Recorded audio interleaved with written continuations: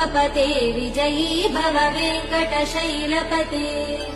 स चतुर्मुख षण्मुख पञ्चमुख प्रमुखाखिल दैवतमौलिमने शरणागत वत्सल सारनिधे परिपालय मां वृषशैलपते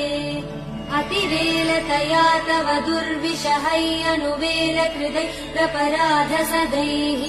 हरितं त्वरितं वृषशैलपते परया कृपया परिपाहि हरे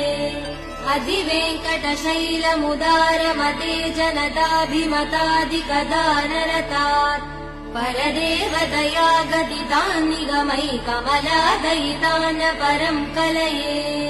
कलवेणुरवावसगोपवधू शतकोटिवृतात् स्मरकोटिसमात् प्रतिवल्लविकाभिमदात् सुखदात् वसुदेव सुधान्न परं कलये।